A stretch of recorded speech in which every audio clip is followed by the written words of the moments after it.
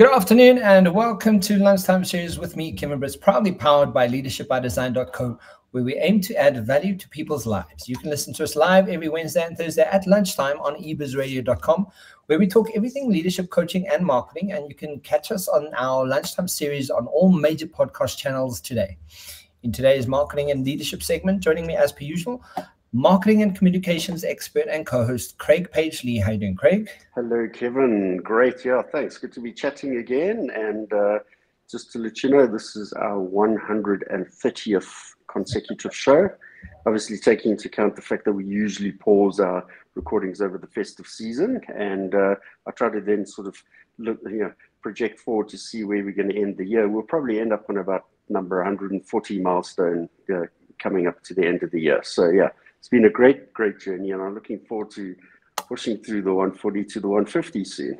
So, I mean, we never do this, Craig. So just for interest sake, right? Just so people get some idea of how much work goes into this. How much time, like when you're putting content together, how much time do you do this for the show? Yeah, Kevin, probably between 6 to 8 hours per edition. I basically look at different, I trawl the web, I look at key trends, I look at leadership trends, obviously marketing, communications, advertising, technology drivers, and those kinds of things. So I get a scan of what's happening out there. Looking at the key sources we usually, the HubSpots, the McKinseys, Harvard Business Reviews, et cetera, trawl through the articles, really get to see if there's enough content that's easy to present. And actually, the bigger the reports and surveys that we come across, we can sort of start threading multiple editions around that. And then I look at the content, I structure it in a way that it unpacks what the report is presenting. But it's interesting, I always start with our intro and then I immediately go to the summary key takeaway points. I get all of that structured first, and then I build a narrative in between based on the content sections from the report. But it's often a case of I'll bring 2 or 3 reports in and use one of the reports as the summary takeaway points, etc. But minimum 6 to 8 hours of reading, reviewing, populating, and creating our sort of 10-page A4 flow. Yeah, and then you've done for 140 episodes. And 130. Yes, 130. Yeah. And I mean, even when I'm doing any of the coaching segments as well, I do pre-interviews with all the people that go into. I also do a lot of research on what we're going to talk about, just so I also know what they're talking about. There's also certain coaches that come online that we have a pre-meeting to sort of discuss and uncover what we actually want to speak about, and then we go away and then we do our own thing and then come back. And so it's a hell of a lot of work. It is. It is. Yeah. And then all of this still needs to be edited, and that's right. Yeah. Lauren makes it all look all pretty and useful. But I mean, Craig, thank you. It's, as we kick off today's show, what are the reminder points from last week's conversation? Because I think it gave us a nice insight on marketing organizations to fit your company's growth stage. Oh, Kevin, yes, it was. The article is titled "Designing Your Marketing Organization to Fit Your Company's Growth Stage," written by Kimberly Whitler and Jonathan Metrick. And it was published to the sloanreview.mit.edu on the 18th of September this year, actually. So a very current piece of thinking. And the article opens by noting the following, Kevin. Determining the optimal design of a department or function is a key aspect of organization design and one of the most important decisions C-level executives need to make. Organization design establishes the essential infrastructure that enables or hinders companies' effective deployment of strategic decisions yet it is one of the least studied and understood by business leaders. That in itself being a concern. And the reminder points explain the role that marketing heads actually play across the different organizational stages, Kevin, these being the early stage of development, the actual development stage, and then the mature stage. And we note the following for each of the stages. Companies in the early stage of development are trying to identify a product market fit and generate their early revenue. So such companies are in essence fairly unstructured. And as such, the CMO's job is to be, and I really like this term, an entrepreneurial, scrappy generalist focused on customer acquisition. And the CMO must have a facility to lead and do. In other words, they need to be able to roll up their sleeves and get their hands dirty on the work that needs to be done. Companies in the development stage, however, have successfully identified that product market fit, and they've demonstrated their proof of concept, at least of concept, and that they actually have a revenue stream now. Now they need to scale. Most important is that the CMO in this instance needs to be a scale specialist with more specialized experts or expertise, I should say, such as engaging in customer lifestyle marketing and establishing the strategic partnerships to create more of the predictable and efficient revenues. And there's an emerging need to develop systems to enable and establish more detailed understanding of performance, including attribution models and the complexities of new marketing technology, Kevin. And then finally, companies in the mature stage need a CMO who's really a strategic leader with much greater experience at driving growth through the cross-functional alignment and innovation aspects of the business. Such CMOs must definitely be adept at managing up the organizations as well as across and down. This requires much more of an executive level communication, more sophisticated measurement structures and reporting systems, tighter definitions on team roles and responsibilities, and much more strategic and long-term thinking, Kevin. And the most important point to note is that the CMO shifts from being a functional player to more of a coach and conductor, helping to facilitate the work of the organization in the mature stage business. And those are the key reminder points from last week's conversation. Fantastic. Guys, if you want to go and check that out, check it out on the Lunchtime series on YouTube or on any of your major podcast channels. Craig, what are we going to be discussing for today? Kevin, I came across a report titled Future Brand Index 2023, and we're going to look at some of the key findings from the report. It was published in September this year, again, very, very current, relevant information, and compiled with the input of QRI Consulting and PwC's UK Capital Markets division. So quickly, just to set some context, so Future Brand is a brand-led business transformation company, and it's part of the Interpublic group of companies, IPG. QRI Consulting is a brand communication product strategy and tactics specialist, and they are linked to Future Brand as their global research partner. And then annually, Future Brand work with the likes of PwC's, and they rank the top 100 companies against various criteria. In the PwC space, it's mainly on turnover and performance, but in this particular index, it's looking at brand perception strength, and that's why it really appealed to me.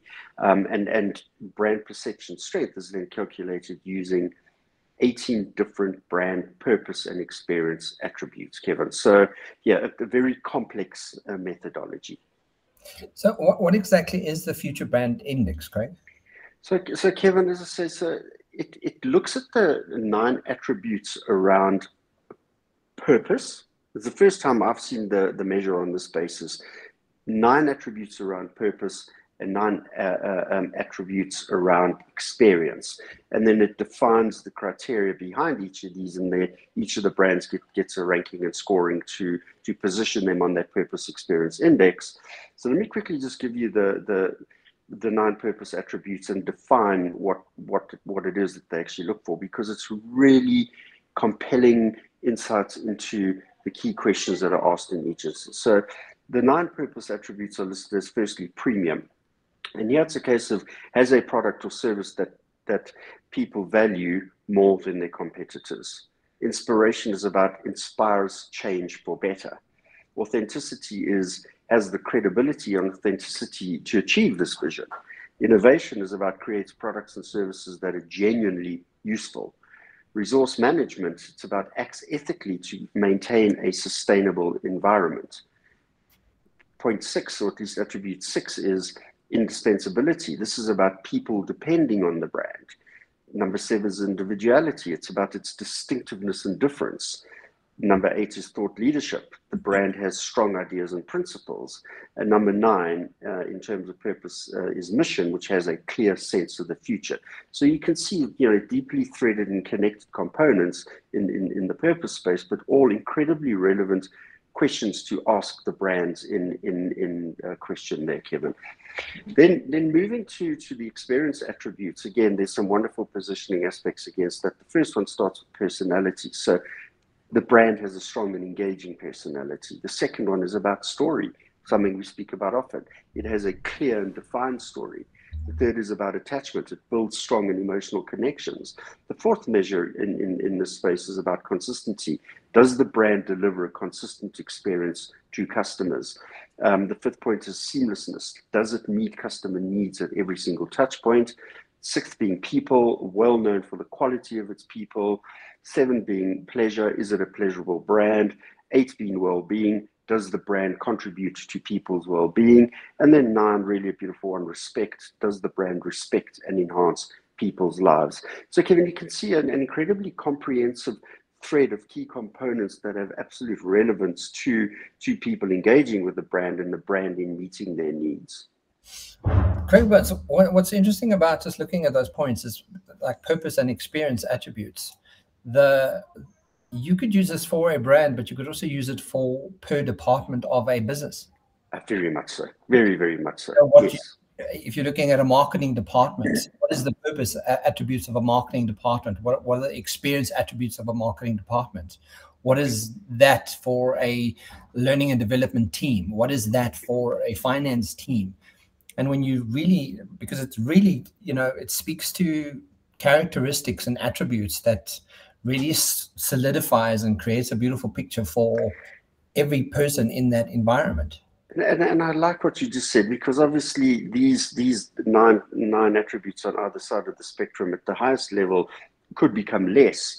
It might be 5 purpose attributes and 5 experience attributes when you start getting into departmental. And those, the great thing about that is that they can then in turn inform the behaviors of the organization. And as we know, behaviors are your values and actions. So define the values of the organization and then really ask the questions relative to those values in this particular attribute spectrum and start defining what those behaviors look like in action, Kevin.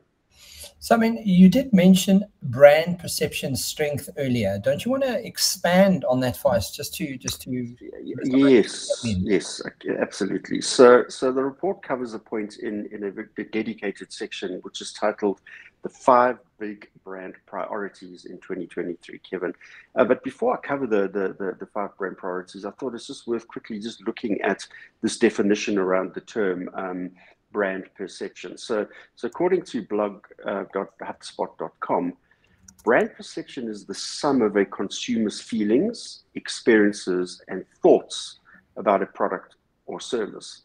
And it's what people believe a brand represents rather than what a brand says it represents, Kevin.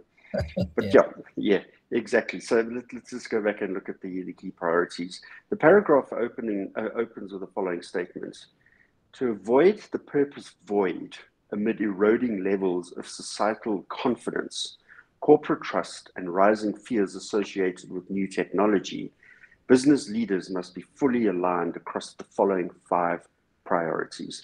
The first is the purpose relevance. And the question here is to ask, does your company still stand for the things that people really care about today? The second is about internal comprehension. And the question that's asked here is, do your people understand what your purpose is and know how to execute it across the experience ecosystem, including the likes of brand, service, and product?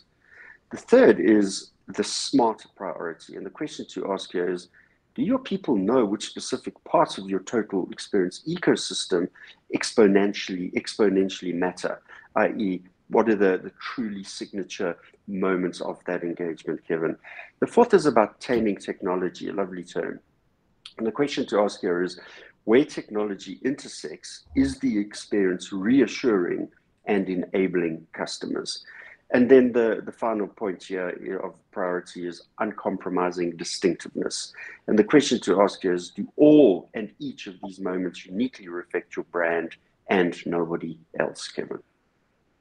Craig, I think those are, I mean, they mentioned in 2023, but I think, you know, overall, like, these are really, really important priorities to pay attention to. And I like smart prioritization, because you kind of go, do you truly know what that signature moments are? Like, it's almost like that differentiator, and why are you so different, right? Bringing the uniqueness in, yes. Absolutely, I love that. But I mean, what can you tell us about the top ranked brands in the index? So, Kevin, I want to start by reading a quote from John Tipple, who's actual Future Brands Global Chief Strategy Officer. And he has a wonderful quote specifically referencing this topic here. And he notes the following: if in the past the world's brands were those promoting well-intentioned but softer sentiment through warm words, today we observe brands which marry corporate purpose with real positive impact. These are the ones that are climbing up the ranking. So moving away from softer sentiment through warm words to marrying corporate purpose with real positive impact. And those are the brands that we see improving. So moving to the top 5 ranked brands, you know, the list is about the top 100, but I just wanted us to look at the top 5 brands here. The first brand on the ranking is, to many it won't be a surprise, it's Apple. In the information technology sector, they moved up 6 places in the ranking since 2022. And there's a lovely point to note for each of the top 5 brands that I'm going to cover here. And from an Apple point of view, the point to note is that every year Apple brings innovative products to the market. So there's the expectation, and they're delivering incredibly well in that regard. The second brand on the ranking is CATL, which is Contemporary Amperex Technology. It's in the industrial sector, and it's the world's largest EV battery manufacturer. So it was a big learning for me that. And they moved up 1 place in the ranking to number 2 since 2022. The point to note here is that battery technology will definitely gain in importance in coming years. So you're going to see the likes of these kinds of technology brands or industrial sector brands, you know, staying in the top rankings. The third brand on the ranking is Next Era Energies. This is sitting in the utilities sector, dropped 2 places. It was top ranking previously. And the point to note here is that advancing technology and making great progress for the future of mankind is important. All utility sectors really need to understand this proposition. The fourth highest ranked brand is Taiwan Semiconductor Manufacturing Company. Information technology sector moved up 5 places, Kevin, since 2022. The point to note here is that chips and semiconductors are integrated into daily life in an accelerated and impossible to stop way. And if you just get to understand the power of AI and things like that, you know, all businesses, all components of our life are running off, you know, big frame conductor-driven requirements, from the motor cars to the laptops we use. And then the 5th brand, is nice to see this brand up here. It's almost at a bookend of the 1st and 5th, Apple being at the top, and Samsung coming in number 5. Again, information technology sector. Big jump for Samsung, moving up 6 places in the ranking since 2022. And the point to note here for Samsung is that Samsung has a track record of innovation and a wide range of products and services, and the potential for growth is significant, especially in emerging technologies like 5G, Internet of Things, and artificial intelligence, Kevin. I mean, like, I'm not surprised that Apple's up there, Craig. Yes. You know, they like, I think someone spoke about recently, someone spoke to me about the experience that you have when you open an Apple phone. So when you get the actual phone, the actual uncovering and unwrapping of the actual phone, that in itself is part of the experience that Apple wants you to have as well. You know, so they've gone to such degrees to make themselves really noticeable on why they are a #1 brand in the world, and also not like deviating from their own niche ways of creating product. You know, you have to you have to use an Apple charger to charge an Apple phone.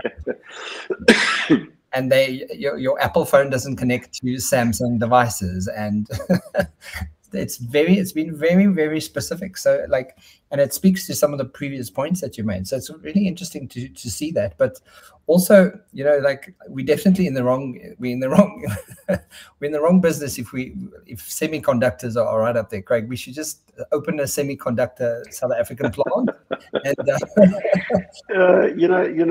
fascinating. Right? Yeah. Is using a semiconductor somewhere. And within the top 5, there's not a single consumer brand in terms of the structure of what we understand consumer brands to be, FMCG-based consumer brands. It's information technology sector brands, industrial sector brands, utility sector brands. Simple as that. Those are the 3 sectors that the top 5 brands are representing. But what's interesting there again is how interwoven and connected those respective industries are, Kevin. Yeah, absolutely. It's amazing. Craig, can you share some insights around the trends driving the top ranked brands in that index? Because like you mentioned now, they are kind of interwoven. Very much so, yeah. So Kevin, according to the report, there are 3 trends that these respective leaders and risers are getting right. So let's quickly just list each of those. The first is navigating AI's accession. The second is the consumer brand comeback. Interesting, I just mentioned that there weren't any in the top 5. And the third here is corporate conscience. And yeah, this is really great because if you look at it from the purpose spectrum, the corporate conscious aspect really comes to bear in that regard. Yeah. So looking at trend number 1, navigating AI's ascension, we note the following. OpenAI's language model, ChatGPT, Adobe's Firefly creative tools, and developments in generative AI continue to dominate the tech sector in the past year, and they will for the near future. There's no doubt about that. And one of the most important factors determining a company's future success, Kevin, is the actual ability to invest in future technologies such as AI. Craig, what's interesting about this is, and I think that's what's interesting about what I do. As long as there's an ascension to AI, I'm going to come back to what is the ascension of human intelligence and how is that impacting human intelligence, and to what degree does it sort of reinforce or take away from human intelligence. So I'm loving that it's happening, because it's making me ever eager, you know, even with the book that's coming out. Like it's a big kind of catapult forward in bringing that conversation to the foreground of going, yes, AI is obviously doing its thing, guys. What does that mean for us as humans? And how does that sort of play into the AI space? And how does it complement what we, you know, us as humans? Because, you know, I think it's a go-to kind of headspace that we generally go, it's all going to be dreary and terrible and horrible, and but like they're currently using AI to clean the oceans. You know, it's like there's stuff happening. Absolutely, Kevin. And I think there's still a lot of fear in many aspects when it comes to the likes of AI brands just not understanding AI. Organizations fearful, individuals in particular fearful replacement of the human in the job spectrum, etc. But no, there's a beautiful way to embrace AI and really get to see the value it can bring to mankind and organizations per se. Yeah. Looking at trend number 2. Yeah, Kevin. Trend number 2 is this great consumer brand comeback, and we note the following here: 2 simple points. So the last 2 years have seen a very strong focus on B2B surging to the top 100 rankings, and for those 2 years, they actually just usurped and left consumer brands behind. And what we're seeing in 2023 is a big, strong turnaround with consumer brands coming back, especially as these brands have now effectively aligned around their purpose positioning. And it's much easier for a consumer brand to move forward on a proven and clear, validated purpose positioning than it is for a B2B brand, because it's just a very different, difficult organizational construct in that regard. And yeah, consumer brands are really where the focus is going to be in the next short while on this report for me. I'm going to keep tracking it on an annual basis. Yeah. Trend 3, the point I mentioned earlier that I really like here, this is about corporate convenience. And it's about companies can demonstrate both a conscious and responsible corporate government. And this can be delivered through real product and service experience. And the companies that are getting this right really are moving through the rankings in 2023, Kevin. And a great point made here is that the promises about the future are now virtually meaningless, as brands have to act on brands are tongue-tied here. Brands have to act ethically today to avoid falling behind the purpose void. And as you know, we've had many conversations around the critical behavior of these brands and the instantaneousness with which users of the product, services, or supporters of the brands can switch that brand on or off if they are not fulfilling their promise into the purpose and sustainability and ethical space, Kevin. What I do love about that point, Craig, is that the millennials and the Gen Zers are not going to let it go. They are going to be dictating the workforce in the next 10 years, and they are not going to let that go. If corporates do not ethically conduct business and purposefully drive with meaning and support to the planet, yes, companies will fall away, and ones that do support will flourish. That's that's the end game for what the future. And the power of the wallet will demonstrate that. Stop and spend for those that are not aligned with their promises. Yeah.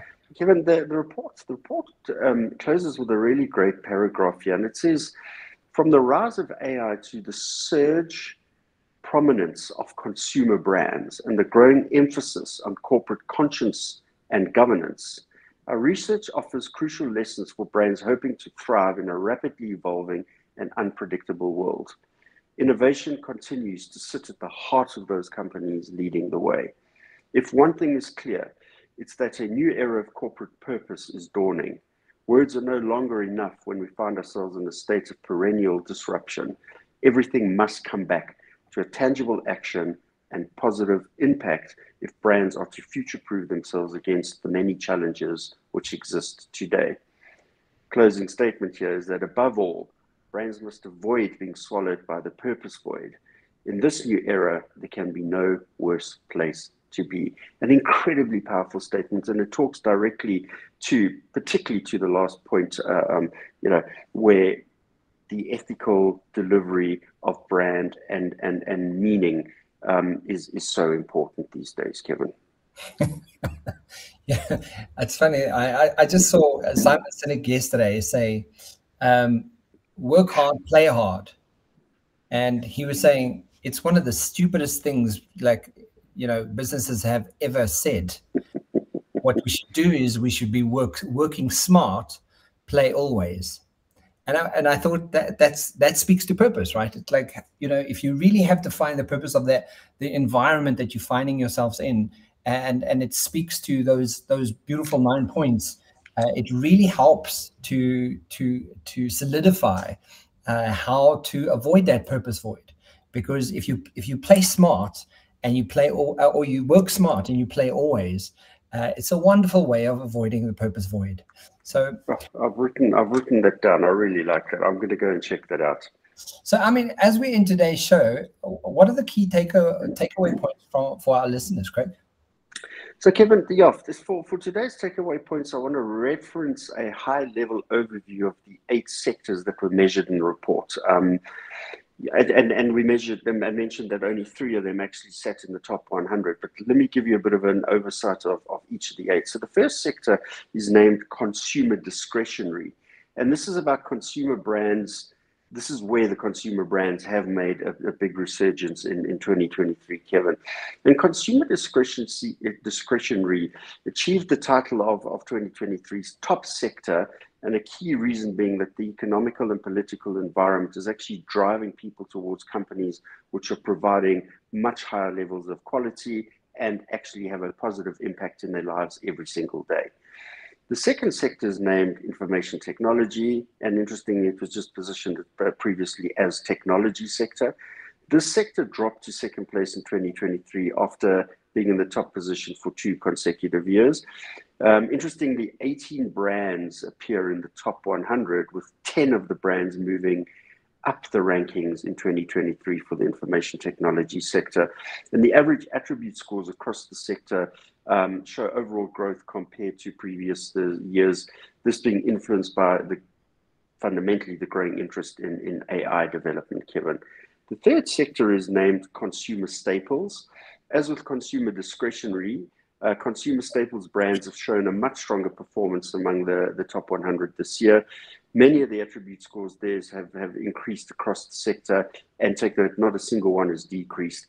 Here, innovation and thought leadership have improved on the purpose side, while experience has shown growth in attributes which make lives better. The fourth sector is named healthcare, and this sector was one of the strongest sectors in 2022. I think obviously coming out of the fact that they were strong during the COVID pandemic. It's fallen back due to many other challenges being presented around the world. For example, climate change, AI, financial insecurities. People are dealing with a lot of challenges there. And most of the attribute scores remain consistent ahead of the 2021 and previous years, but definitely settling into a new position. The fifth sector is named energy and utility. This sector presented ongoing challenges for energy and utility firms. With the exception of the story attribute, all sectors across at least all sector average scores have increased in 2023, with scores for both 2022 and 2023 tracking well above the previous years. And again, the climate challenges, the need for alternate sources of energy, etc., I think is really allowing consumers to focus more effectively on understanding what those brands are saying and what they actually mean and what value they're bringing to their respective lives. The sixth sector is named communications services. This being a new sector, and it includes 9 companies from the former telecommunications sector classification, Kevin. The key point to note here is that the hype around the metaverse has been usurped by the generative AI boom. The seventh sector is named financials, and the key point to note here is that as interest rates are still increasing worldwide, with consumers and businesses feeling the effects of all the financial challenges we faced with, including the loss of trust in financial institutions. And that's a very important concern for financial realm. The eighth sector is named industrials materials. This sector was previously known just as basic materials. Alarming point to note here, Kevin, is that 9 industrial brands in this year's index, only 3 have improved their placements. So, basic materials and industrials really probably not addressing the concerns of the planet effectively enough.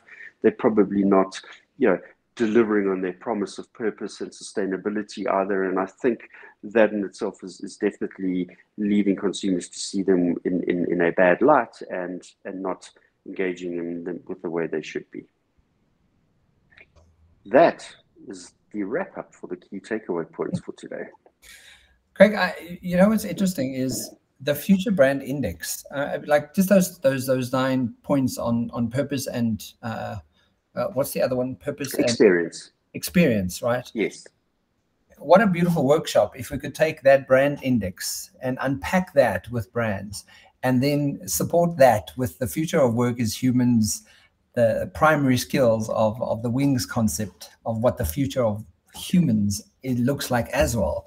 So what the future brand looks like, and what, how do we support that with human intervention? It's such a beautiful concept. I'm just putting those 2 things together. Right? What's interesting in that regard is that people are interwoven to all 18 points, 9 on the purpose spectrum, 9 on the experience spectrum. And that is in relation to people as consumers or in users of the respective brands, products and services mentioned. But people are also the employees within those organizations helping to create and deliver these brands that are meeting the needs of the consumers. And it'd be great to see it in respect of the attributes from a people point of view employee and a people point of view customer experience, both from a purpose and experience attributes, and then bringing in your model of the meaning of the Wings proposition into the workplace as well, Kevin. Yeah, because when you've got those beautiful 5 core critical primary skills that are in support of what your future brand looks like, you're kicking ass till next week Thursday, kind of thing, right? Yeah. So I love that, and I'm like a beautiful quote that says, "It takes 20 years to build a reputation and 5 minutes to ruin it." If you think about that, you'll do things differently.